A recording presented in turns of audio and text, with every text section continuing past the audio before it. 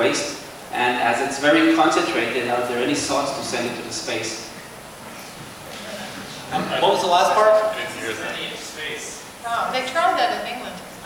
Actually, I want to answer the Indian gentleman. I'm sorry he left, because he actually made my point.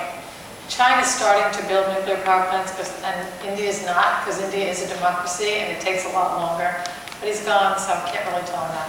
Someday we'll tell him about the French. Anyway, they had this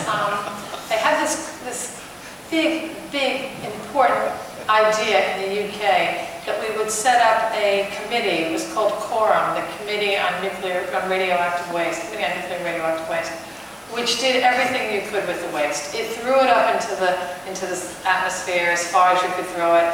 It threw it down into the bottom of the sea. It did everything that everybody had any ideas, and it took 3 years to try everything. And actually, at the end, it reported to the UK government 2 years ago. And what it decided to do was called deep geological storage. Now, actually, deep geological storage is now what people believe is the way to go, and it's what they're doing in Finland. And what is it? Really what it is you build a very big and very long and windy road down into some very, very non-porous ground.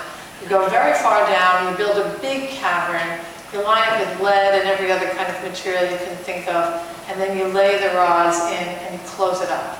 And what they say is that it will be safe for more than 1,000 years.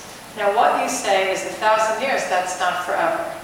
And what I say is, when I lived in Hong Kong, this is an American audience, so it may be different, but when I lived in Hong Kong was under a lease, a 99-year lease. When the Brits won the Opium Wars with the Chinese, they took Hong Kong under a 99-year lease, and the Brits thought in the late 1800s that 99 years is forever.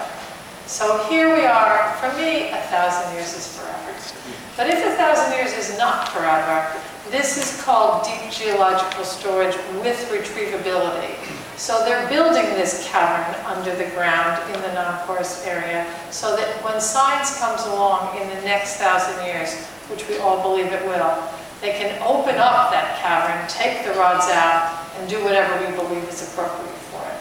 So that's where the waste problem is being discussed now. Now, I don't know the story of Yucca Mountain, but as long ago as when I lived in the United States, people have been talking about Yucca Mountain, and that would be a place for waste disposal. But I was speaking on the same subject in Aspen a couple of years ago, and I met Harry Reid, who said to me, isn't he the guy from Nevada? Yeah.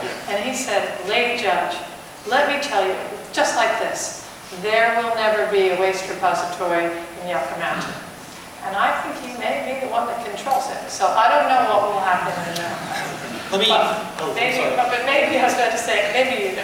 well, let me answer the question in a slightly different way. You know, because we're Americans and we have no history and we're kind of juvenile, we have a very short-term, philosophy and view on everything. And that includes what to do with nuclear waste. The big nuke guys, remember I trademarked that term, the big nuke guys are happy to let it sit around their plant sites.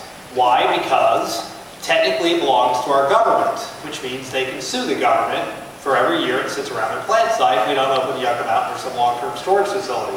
So it's actually an alternative revenue source if you're somewhat of a pessimist like I am. So the big nuke guys don't want to do anything with nuclear waste. They're not pushing to do anything there.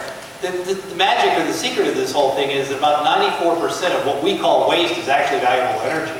And it's locked up because we won't recycle. And why won't we recycle? Because there's a very small amount of plutonium that's manufactured by nature. God is my, power plant. When you, have a controlled nuclear reaction.